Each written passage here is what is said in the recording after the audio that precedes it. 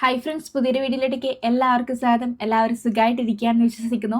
അപ്പോൾ ഇന്നത്തെ നമ്മുടെ വീഡിയോ പതിവ് പോലെ കിച്ചൺ ടിപ്സിൻ്റെ തന്നെയാണ് കേട്ടോ. നമ്മൾ രാവിലെയും പിന്നെ അതുപോലെ തന്നെ രാത്രിയൊക്കെ പത്തിരി ചുട്ടെടുക്കാറുണ്ട്.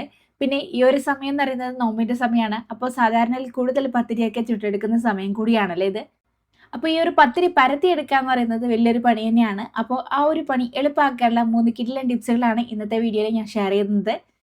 അപ്പോൾ ഇന്നീ കാണിക്കുന്ന ഈ ഒരു ടിപ്സ് നിങ്ങൾ പ്രയോഗിക്കുകയാണെങ്കിൽ ഈസി ആയിട്ട് മിനിറ്റുകൾക്ക് തന്നെ നിങ്ങൾക്ക് 100-150ഓളം പത്തിരിയൊക്കെ ചുട്ടെടുക്കാനായിട്ട് പറ്റും കേട്ടോ. അപ്പോൾ അധികം പറഞ്ഞ് ബോറടിപ്പിക്കുന്നില്ല, പെട്ടെന്ന് തന്നെ വീഡിയോയിലോട്ട് കിടക്കാം. വീഡിയോയിലോട്ട് കിടക്കുന്നതിന് മുന്നായിട്ട് നമ്മുടെ ചാനൽ പുതുതായിട്ട് വന്ന കൂട്ടുകാരെങ്കിലും ഉണ്ടെങ്കിൽ ഈ ഒരു ചാനൽ നിങ്ങൾക്ക് ഇഷ്ടപ്പെടുകയാണെങ്കിൽ പ്ലീസ് ഒന്ന് സബ്സ്ക്രൈബ് ചെയ്ത് സപ്പോർട്ട് ചെയ്യണം കേട്ടോ. അപ്പം പത്തിരിയുടെ മാവ് കുഴച്ചെടുക്കാനായിട്ട് ഞാൻ ഇതാ അടുപ്പിലോട്ട് വെള്ളമാക്കി വെച്ചിട്ടുണ്ട്. അതൊന്ന് തിളച്ച് വരുമ്പോഴേക്കും അതിലോട്ട് ഉപ്പ് ചേർത്ത് കൊടുക്കാം.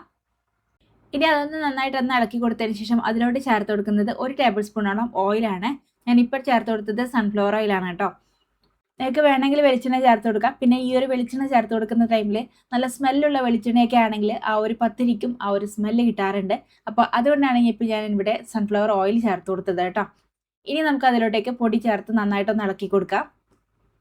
പിന്നെ ഈ ഒരു ടൈമിന് നമുക്ക് തീയും ഓഫ് ചെയ്യാം. തീ ഓഫ് ചെയ്തതിന് ശേഷം നന്നായിട്ടൊന്ന് ഇളക്കി യോജിപ്പിച്ചു കൊടുക്കാം. അങ്ങനെ ചെയ്ത മാവൊക്കെ നന്നായിട്ട് ആ ഒരു തവി വെച്ചിട്ട് തന്നെ കുഴച്ച് സെറ്റാക്കി എടുത്തിട്ടുണ്ട്. ഇനി ഇത് നമുക്ക് വേറൊരു പാത്രത്തിലോട്ട് മാറ്റി കൊടുക്കാം. ഇപ്പം ഞാൻ ഇത് അത്യാവശ്യം വലുപ്പമുള്ള വേറൊരു പാത്രത്തിലോട്ട് മാറ്റി കൊടുത്തിട്ടുണ്ട്. ഇനി ഇത് ഞാൻ ഗ്ലാസ് വെച്ചിട്ട് നന്നായിട്ടൊന്ന് കുഴച്ചെടുക്കുകയാണ് കേട്ടോ. ഇതിൻ്റെ ചൂടൊന്നും മാറാനായിട്ട് വെയിറ്റ് ചെയ്യുന്നില്ല. ഈ ഒരു ഗ്ലാസ് വെച്ചിട്ട് തന്നെയാണ് കുഴച്ചെടുക്കുന്നത്. ഇങ്ങനെ നമ്മൾ ചൂടോടുകൂടി തന്നെ കുഴച്ചെടുക്കുകയാണെങ്കിൽ നല്ല സോഫ്റ്റ് ആയിട്ട് കിട്ടും. അപ്പോൾ കൈവച്ച് കുഴക്കാൻ പറ്റില്ല, നല്ല ചൂടായിരിക്കും. അതുകൊണ്ടാണ് ഈ ഒരു ഗ്ലാസ് വെച്ചിട്ട് കുഴച്ചെടുക്കുന്നത് കേട്ടോ. ഇതുപോലെ നമ്മൾ ഗ്ലാസ് വെച്ചിട്ട് കുറച്ച് സമയം കുഴച്ചെടുക്കുമ്പോൾ തന്നെ അത് നന്നായിട്ട് ചൂടൊക്കെ വിട്ട് വരും.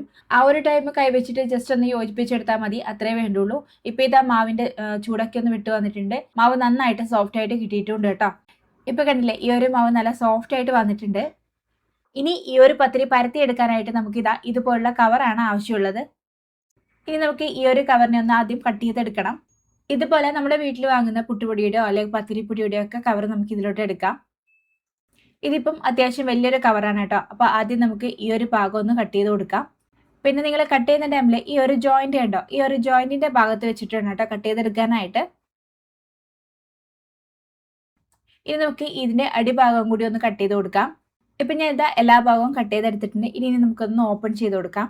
ഇപ്പം ഇതാ നമ്മൾ എടുത്തത് പുട്ടുപൊടിയുടെ കവറാണ്, അതുകൊണ്ട് തന്നെ പുട്ടുപൊടിയുടെ അംശമൊക്കെ ഉണ്ട് കേട്ടോ. അപ്പോൾ ഞാൻ ഇത് പെട്ടെന്ന് തുടച്ചെടുത്തിട്ട് വരാം. അങ്ങനെ ഇതാ നന്നായിട്ട് തുടച്ചൊക്കെ എടുത്തിട്ടുണ്ട്. ഇനി ഈ ഒരു കവർ നേരെ ഹാഫായിട്ടൊന്ന് മടക്കി കൊടുക്കുകയാണ്. അതിനുശേഷം എന്താ കത്രികയുടെ ഭാഗം വെച്ചിട്ട് തന്നെ നന്നായിട്ടൊന്ന് പ്രസ് ചെയ്തിട്ട് വരഞ്ഞു കൊടുക്കുകയാണ് കേട്ടോ.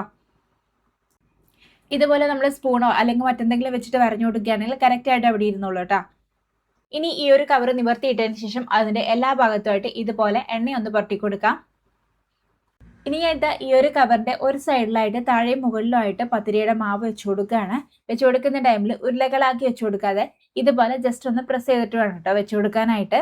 പിന്നെ വെച്ചു കൊടുക്കുന്ന ടൈമിൽ ഇതുപോലെ 2 കോർണറിലായിട്ട് വേണം കേട്ടോ വെച്ചു കൊടുക്കാനായിട്ട്. ഇല്ലാന്നുണ്ടെങ്കിൽ നമ്മൾ പരത്തി എടുക്കുന്ന ടൈമിൽ രണ്ടും കൂടി ചേർന്ന് പോകും. അപ്പോൾ അതുകൊണ്ട് ഈ ഒരു രീതിയിൽ വെച്ചു കൊടുക്കണം. അതിനുശേഷം ഞാൻ ഈ ഒരു കവർ ഇതുപോലെ ഒന്ന് മടക്കി കൊടുക്കുകയാണ്. ഇനി ഇതുപോലുള്ള പ്ലേറ്റോ മറ്റോ എടുത്തതിന് ശേഷം ഇതുപോലെ ആ ഒരു മാവിൻ്റെ മുകളിൽ വെച്ചിട്ട് നന്നായിട്ടൊന്ന് പ്രസ് ചെയ്ത് കൊടുക്കാം. പിന്നെ നമ്മൾ പ്രസ് ചെയ്യുന്നതിനനുസരിച്ച് ആ ഒരു മാവിൻ്റെ കട്ടി കൂടിയും കുറഞ്ഞു വരും. അപ്പോൾ നല്ല നൈസായിട്ടാണ് വേണ്ടതെന്നുണ്ടെങ്കിൽ നന്നായിട്ട് തന്നെ പ്രസ് ചെയ്ത് കൊടുക്കുക കേട്ടോ. ഇപ്പോൾ ഇതാ കണ്ടില്ലേ, നമ്മുടെ പത്തിരി ഈസി ആയിട്ട് പരത്തിയെടുത്തിട്ടുണ്ട്. ഇതുപോലെ നമുക്ക് എത്ര പത്തിരി വേണമെങ്കിലും ഉണ്ടാക്കിയെടുക്കാനായിട്ട് പറ്റും കേട്ടോ. പിന്നെ ഞാൻ നേരത്തെ പറഞ്ഞ പോലെ പത്തിരിയുടെ കട്ടി എന്ന് പറയുന്നത് നമ്മൾ പ്രസ് ചെയ്യുന്നതിനനുസരിച്ച് ഇരിക്കും കേട്ടോ. അപ്പോൾ പത്തിരിയൊക്കെ പരത്തിയെടുക്കാനായിട്ട് പത്തിരി പ്രസറിൻ്റെ ആവശ്യമില്ല, നമുക്ക് ഇതുപോലുള്ളൊരു കവർ മാത്രം മതി. അപ്പോൾ ഒന്ന് ട്രൈ ചെയ്ത് നോക്കാം കേട്ടോ. ഇനി നമുക്ക് അടുത്ത ടിപ്പിലോട്ട് കിടക്കാം. ഈ ഒരു സംഭവം തന്നെ നമുക്ക് വേറൊരു രീതിയിലും യൂസ് ചെയ്യാനായിട്ട് പറ്റും കേട്ടോ. അപ്പോൾ അതെങ്ങനെയാണെന്ന് നോക്കാം. അതിനായിട്ട് ഞാൻ 1 കിലോയുടെ വലിപ്പം വരുന്ന പാക്കറ്റാണ് കേട്ടോ എടുത്തിട്ടുള്ളത്. ഞാൻ നേരത്തെ എടുത്തത് 5 കിലോ വലിപ്പമുള്ള പാക്കറ്റായിരുന്നു. പിന്നെ ആ ഒരു വലിപ്പമുള്ള പാക്കറ്റ് നമുക്ക് എല്ലാവരുടെയും കയ്യിലും ഉണ്ടാവണമെന്നില്ല. അതുകൊണ്ടാണ് ഈ ഒരു രീതിയിൽ കാണിച്ചു തരുന്നത് കേട്ടോ. ഇപ്പം ഞാൻ ഇതുപോലുള്ള 2 പാക്കറ്റാണ് എടുത്തിട്ടുള്ളത്. ഇനി ഈ ഒരു 2 പാക്കറ്റും നമ്മൾ നേരത്തെ കട്ട് ചെയ്ത അതേ രീതിയിൽ തന്നെ കട്ട് ചെയ്തെടുക്കാം. പിന്നെ ഈ ഒരു ജോയിന്റ് വരുന്ന ഭാഗം വെച്ചിട്ട് തന്നെ കട്ട് ചെയ്തെടുക്കണം കേട്ടോ. ഇല്ലാന്നുണ്ടെങ്കിൽ നമ്മൾ പത്തിരി പ്രസ് ചെയ്തെടുക്കുന്ന ടൈമിൽ ആ ഒരു ജോയിന്റ് പത്തിരിയുടെ മാവിൽ തെളിഞ്ഞു കാണും. അപ്പോൾ അതുകൊണ്ടാണ് ഈ ഒരു രീതിയിൽ തന്നെ കട്ട് ചെയ്തെടുക്കണം എന്ന് പറയുന്നത് കേട്ടോ. ഇനി നമ്മൾ 2 കവറിന്റെ ഉൾഭാഗത്തായിട്ട് എണ്ണയൊന്ന് പുരട്ടി കൊടുത്തതിന് ശേഷം ഒരു കവറിന്റെ മുകളിലായിട്ട് ഞാൻ ഇതുപോലെ പത്തിരിയുടെ മാവൊന്ന് വെച്ച് കൊടുക്കുകയാണ്. ഇതുപോലെ ഒരേ ലെവലിലായിട്ടാണ് വെച്ച് കൊടുക്കുന്നത്. അതിനുശേഷം ഞാൻ ഇതാ അടുത്ത കവർ വെച്ചിട്ട് ഇതുപോലെ ഒന്ന് കവർ ചെയ്ത് കൊടുക്കുകയാണ്. അതിനുശേഷം നമ്മൾ നേരത്തെ ചെയ്തതുപോലെ തന്നെ പ്ലേറ്റ് വെച്ചിട്ട് നന്നായിട്ടൊന്ന് പ്രസ് ചെയ്ത് കൊടുക്കാം. അങ്ങനെ ഇത് പരത്തി എടുത്തിട്ടുണ്ട്. ഇതുപോലെ 1 കിലോന്റെ കവർ വെച്ചിട്ട്, അതായത് 2 കവർ വെച്ചിട്ട് നമുക്ക് മാക്സിമം 2 പത്തിരിയൊക്കെ പരത്തിയെടുക്കാനായിട്ട് പറ്റുള്ളൂ കേട്ടോ. ഇനിയിപ്പോൾ നിങ്ങൾക്ക് ഒറ്റ പ്രസ്സിൽ തന്നെ, അതായത് ഒറ്റ ടൈമിൽ തന്നെ ഒരു 8 10 പത്തിരിയൊക്കെ ഉണ്ടാക്കിയെടുക്കണം എന്നുണ്ടെങ്കിൽ അടുത്ത ടിപ്പ് പ്രയോഗിക്കാവുന്നതാണ്. നമുക്ക് അടുത്ത ടിപ്പിലോട്ട് കടക്കാം. അതിനായിട്ട് ഞാൻ എന്താ ആദ്യം നമ്മൾ എടുത്ത അതേ 5 കിലോന്റെ പാക്കറ്റ് തന്നെയാണ് എടുത്തിട്ടുള്ളത്. അത് ഞാൻ എന്താ നിവർത്തിയിട്ട് കൊടുത്തിട്ടുണ്ട്. ഇനി ഇതിൽ നന്നായിട്ടൊന്ന് എണ്ണയൊന്ന് പുരട്ടി കൊടുക്കാം. ഇനി ഇത് ഈ ഒരു കവറിന്റെ മുകളിലും താഴെയായിട്ട് ഇതുപോലെ പത്തിരിയുടെ മാവ് ഒന്ന് വെച്ചു കൊടുക്കുകയാണ്. പിന്നെ നിങ്ങൾ വെച്ചു കൊടുക്കുന്ന ടൈമിൽ അത്യാവശ്യം ഗ്യാപ്പ് ഇട്ടിട്ട് വേണം കേട്ടോ വെച്ചു കൊടുക്കാനായിട്ട്. ഇപ്പം ഞാനിവിടെ 8ഓളം പത്തിരി ഒറ്റ ടൈമിൽ ഉണ്ടാക്കുന്ന രീതിയാണ് കാണിച്ചു തരുന്നത് കേട്ടോ. അതുകൊണ്ട് തന്നെ ഞാൻ എന്താ 8ഓളം മാവിന്റെ ഉരുളകൾ വെച്ച് കൊടുത്തിട്ടുണ്ട്.